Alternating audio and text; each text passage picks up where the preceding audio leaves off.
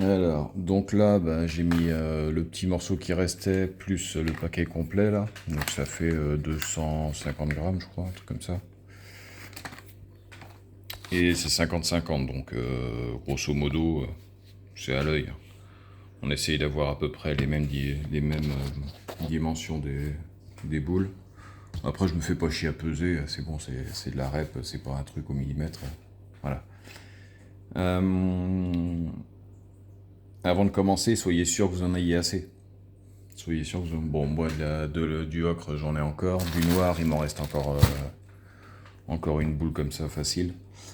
Parce que là, il y a quand même de la compète, là. Donc, on n'a pas besoin de faire toute l'épaisseur, mais il faut quand même que ça tienne. Donc, ça veut dire qu'il va en falloir un petit morceau quand même. Donc après, bah, le but du jeu, ça va être de tout mélanger à la main, ces deux trucs-là. Et puis, là, c'est la partie longue et chiante. Hein. Et puis après, bah, c'est juste poser et puis dessiner. Alors n'hésitez pas quand c'est des plus petites quantités, ça va. Quand c'est des grosses, n'hésitez pas à mélanger pendant tout un moment. Et si si vous vous rendez compte au final, quand vous avez mélangé par exemple les deux grosses boules, là, vous n'allez pas en avoir assez, remélangez ce que vous pensez qu'il vous manque, et ensuite remélangez les deux parties ensemble. La première partie et la dernière, comme ça équilibre la couleur. Parce que si vous manque une toute petite partie et que pour X raison elle est trop foncée, trop claire, etc., bah du coup ça va se voir. Donc c'est un petit peu risqué. Donc là ça fait un moment, mais c'est du sport, c'est pas comme s'il faisait chaud dehors, quoi. Hein, c'est pas la canicule, pourtant. Donc là j'ai fini le mélange, donc ça fait une grosse boule, on se dit oh il y en a assez. Mais finalement quand on regarde, bah, une fois qu'on aura moulé cette partie-là, bah, il va plus rester grand-chose. Donc il faut encore que je refasse toute cette partie-là, là. Donc bon, il n'y a pas en épaisseur, il n'y a pas énormément. Mais il faut bien que ça fasse ouais, un bon 5 cm à peu près. Donc il me refaudrait une boule comme ça en fait pour finir. Et là par contre il va me falloir de l'épaisseur. Là et là. Ici je peux faire plus fin, ça tiendra parce qu'il y a justement le support en dessous, c'est l'avantage. C'est pour ça qu'il faut faire un support. Ça aide. Ça permet d'économiser un petit peu de pâte. Et puis voilà, donc peut-être que si on l'étale, enfin on l'étale, on la tire quand même à un minima, même une grosse boule comme ça, normalement il y en a juste assez pour faire la rep là. Donc il faut que je refasse la même chose. Donc voilà ce qu'on va utiliser à peu près comme quantité de pâte. Il doit y avoir à peu près un kilo grosso modo, peut-être un peu plus parce que je l'ai humidifié. Mais donc il faut quand même une bonne quantité. Donc cette partie-là commence à tirer un peu, on voit ça s'éclaircit sur le contour. Donc voilà, au début ça fait très sombre, mais après ça s'éclaircit toujours. Voilà. Donc faut encore attendre un petit peu. On va attaquer d'abord ici. J'en profite de faire d'abord le début, on va dire. Pour la simple et bonne raison, c'est que bah, il y aura la face complète qui sera visible. Si vous voulez, ça va venir comme ça, et puis après, bah, l'entrée de la monite. Si je commence là et que j'en ai pas assez pour ici, pour finir, bah, je suis comme un con. Donc d'abord, on commence par ici, et là, au pire, ça c'est un conseil que je vous donne, en dessous, vous comblez avec une autre pâte, une autre couleur de pâte si vous avez si vous avez pour donner du support en dessous. Et comme ça, même si, je sais pas, là, à la fin il vous reste que cette partie-là, bah, vous l'étirez au maximum, vous comblez, je sais pas, avec du rouge par exemple, je dis n'importe quoi. Vous comblez avec du rouge et au-dessus vous venez poser l'autre juste pour la couleur. Voilà. Donc là on voit qu'il y a des côtes sur le dernier tour. Les côtes sont cassées. Soit complètement, soit par morceaux, soit un peu écaillées, etc. Je vous montrerai comment on fait les différentes textures. La plupart sont lisses. Donc soit on les fait avec des trucs comme ça, c'est pas des boules de geisha, et puis une fois qu'on aura posé la pâte, on viendra tirer à l'intérieur de façon à créer des côtes, ou alors bah, tout simplement on fait avec le pouce, on humidifie et on fait avec le pouce. Là on voit que ça fait la taille d'un 2 cm à peu près entre chaque côte. Ou alors, troisième solution, on fait tout lisse, on prend un morceau de pâte, on pose, et puis après on viendra lisser avec différents trucs et on humidifiera. Voilà, ça c'est des pinceaux en silicone. Donc voilà, il y a plusieurs méthodes. Après à vous de trouver, ça c'est que c'est moi qui ai trouvé ça comme ça. Après il y a peut-être d'autres techniques que je ne connais pas. Voilà. Donc on malaxe un coup. Si c'est un peu sec, vous humidifiez la pâte. Donc là, il faut qu'on vienne jusque là à peu près sur sa d'épaisseur. Donc ouais, il y a un bon 5-6 cm. Donc là ça tient, c'est bon, et là on est parti. Alors faut surtout pas se prendre la tête au début. On enfonce dessus. On repère l'endroit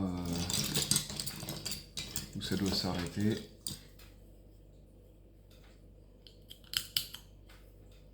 On peut faire une petite marque ou peu importe. Et on pose. Voilà. Ensuite on étire. Tac. Comme ça, ça donne un arrondi tout de suite. Alors cette partie-là, je vais pas forcément la réparer. Ça fait partie de l'état original. Donc ça va sûrement rester comme ça. Si jamais vous voyez que ça tient pas dès le début, vous renlevez tout. Ou alors vous décollez un petit peu et vous mettez de la super glue dedans. Le super glue liquide tout simple qu'on trouve dans le commerce. Et ça fonctionnera très bien. Donc, ok. Là, maintenant,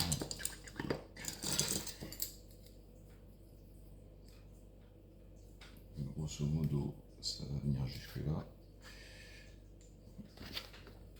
Là, ça fait beaucoup parce qu'il y a derrière aussi. Alors derrière, je m'embête pas. Je me prends pas la tête. Et le reste de pâte, vous le mettez pas dans un endroit dégueulasse. Vous ne le posez pas sur de la poussière ou quoi que ce soit. Évidemment, il faut quelque chose de propre quand on travaille. Logique. Comme partout, si on veut faire du bon boulot, il faut que ce soit propre. Hop. Donc là, c'est juste... là, c'est juste en gros. Donc on suit la spirale, grosso modo, pour dégager un gros truc. Tac. Hop.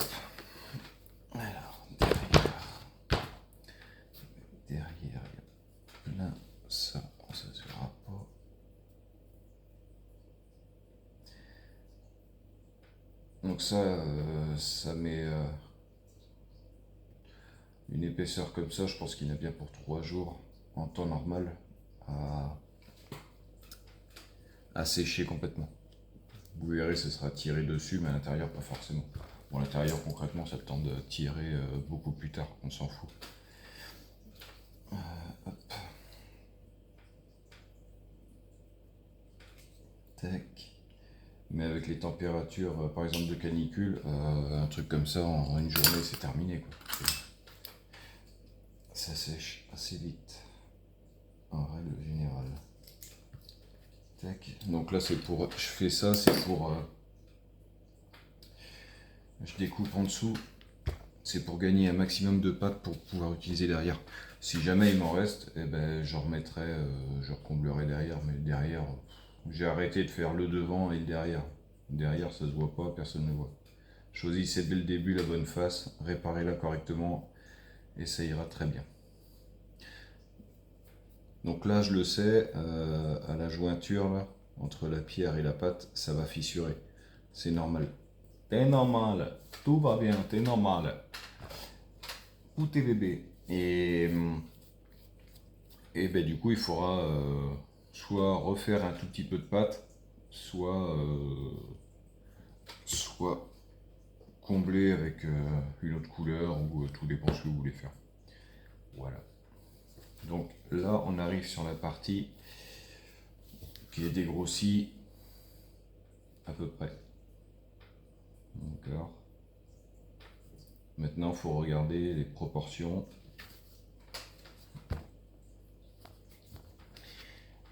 Et puis, bah, remodeler tout ça. Donc d'ici, de ma position, ça donne ça.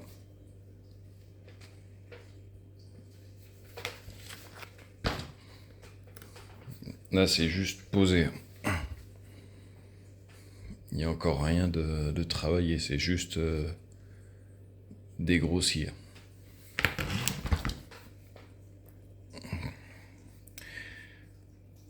Donc là, je vais remodeler un peu tout ça. Vous pouvez lisser avec légèrement humidifier le doigt pour relisser. Si vous en manque, vous pouvez reprendre de la pâte. Vous roulez, vous humidifiez un peu, vous remettez ça proprement. Ça, après, c'est à votre convenance. Hein. Ça, c'est au jugé, hein, comme on dit. Donc là, je suis en train de donner l'épaisseur souhaitée. Alors, à savoir que ça va se rétracter sur les parties pierre-pâte, au niveau de la coupure, de la cassure. Mais par contre, ça ne va pas se rétracter en épaisseur. Donc vous n'allez pas perdre en épaisseur de trucs. Quoi. Ça, ou alors ça va jouer sur 1 mm, ça va pas se voir. Quoi. Mais donc c'est pour ça que donnez bien directement l'épaisseur que vous voulez et la forme que vous voulez, direct, avant que ça tire de trop. Des fois on laisse tirer pour d'autres raisons que je vous expliquerai ensuite. Mais là, ici, non. Petite astuce, à la jointure, là où vous collez la pâte à la pierre, je vous conseille d'humidifier un peu vos mains, votre doigt, et de tirer vers la pierre, la pâte, de façon à ce qu'elle recouvre un petit peu. Et que ce soit pas une cassure nette. Après, on pourra, ça se travaille et ça cache la jointure en fait. Moi je vous conseille de faire ça, comme ça se voit moins. En fait vous recouvrez de pâte, même si ça se rétracte, vous recouvrez de pâte un peu plus loin, de façon pas à 3 km, hein, mais juste sur 1 centimètre ou 2 max, de façon à ce que la pierre prenne la teinte aussi de la pâte et que ça soit quelque chose d'assez homogène. Voilà, donc là on n'est pas trop mal. Hop. Et avant de faire ça, il faut déjà avoir l'idée en tête. C'est pas une fois que j'ai posé la pâte, bon alors qu'est-ce que j'en fais? Non, ça marche pas. Ça marchera pas, vous allez vous foirer, c'est sûr. C'est certain. Donc là, j'en enlève encore un petit peu. C'est derrière, je tire. Tac.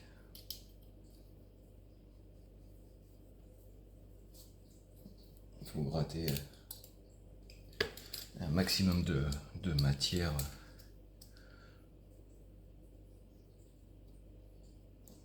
Là, ça tiendra, il y en a largement assez. Et si on peut gratter un peu de matière pour utiliser après, c'est beaucoup plus molle. Hop. Alors si c'est trop fin, faites pas un truc comme ça, sinon ça cassera. Mais là, il y a de quoi travailler. Donc on est pas mal. Hop. Donc il nous reste encore là une bonne moitié de boule pour pouvoir continuer. Donc là, on voit que c'est pas parfait. Il y a encore des trucs à reprendre. C'est lisse, donc pour l'instant ça va. Et là, on est pas mal au niveau jointure. On va essayer de retravailler. Enfin, on va essayer, si on va retravailler ça. Et puis, par exemple, là, c'est pas bon. Il faudrait que je remette un coup pour aller au bout, faire quelque chose de nickel. Et un conseil que je vous donne, c'est vous prenez comme ça.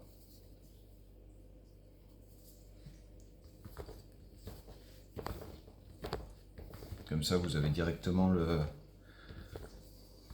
l'arrondi, on va dire. Vous n'allez pas avoir une bosse, ça va rester dans le mouvement, on va dire. Voilà. Donc là, on voit que c'est jusque là. Je sais pas, ça se dégage et puis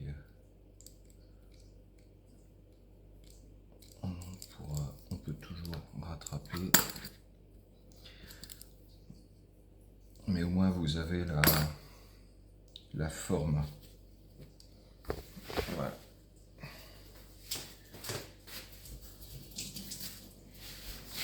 Tac. Donc on a dit on en remettait un petit coup ici. Donc là vous prenez une toute petite boule par exemple. C'est de la pâte à modeler, hein. C'est un retour en enfance.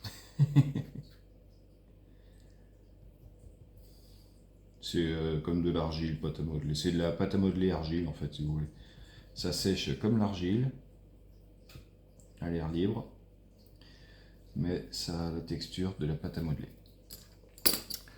Voilà. Donc, tac. Où est-ce que j'ai mis ça? Hop. Après, j'avais trouvé des trucs pas mal, c'était sur Amazon aussi. C'était pour faire des textures. Là, j'en ai pas l'utilité. Mais c'est vrai que c'est intéressant si on veut faire des effets pierre ou quoi que ce soit. Il y a juste à rouler dessus et ça donne des petites textures de pierre. C'est plus pour ceux qui font du diorama, ça. Hop. Tac. Alors si on veut gagner encore un peu de pâte, moi je le fais pas, mais on pourrait recreuser encore un petit peu de façon à faire comme les entrées. Il y en a qui les creusent, qui les dégagent et qui les polissent en les creusant, ça fait une espèce de voûte. Mais non, je ne veux pas m'embêter. Surtout que derrière, tout le support en allumettes et tout, donc pas de conneries, mais au moins c'est pris et ça bougera plus. Il faut donner un aspect le plus naturel possible. Là c'est lisse, mais après il y aura les côtes qui vont venir par-dessus. Je vais les faire comme j'ai dit, en boudin de pâte lissé, puis voilà. Vous pouvez, parce qu'une ammonite c'est lisse mais pas top non plus, quand ça commence à tirer comme ça, vous pouvez appuyer un peu et faire comme des petits trous, et puis après vous rabattez.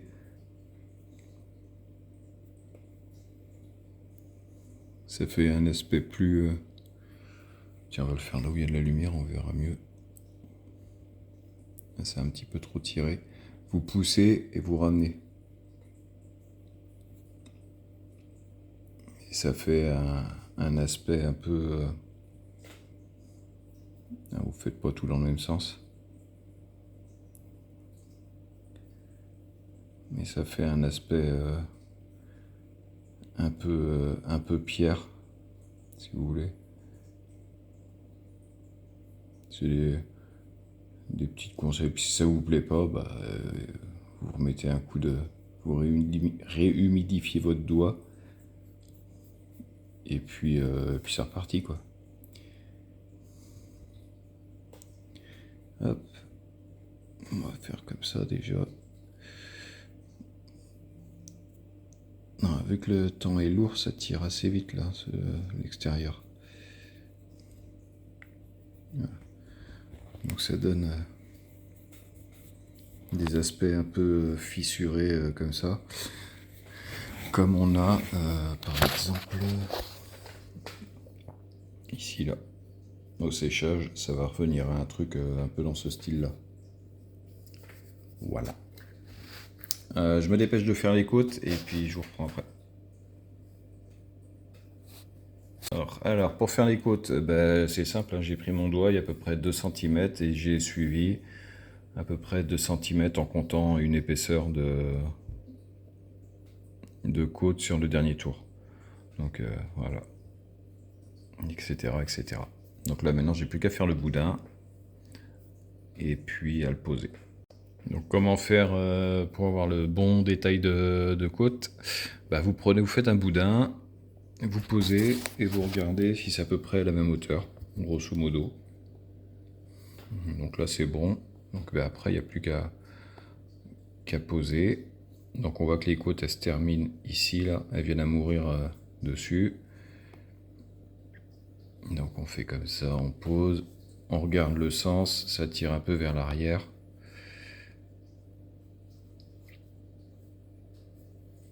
Hop. Grosso modo, ça va être un truc comme ça. Et là, elle est cassée. Tac. Donc ça, on fera après. Et vous faites ça pour toutes les côtes. Après, on peaufinera la technique.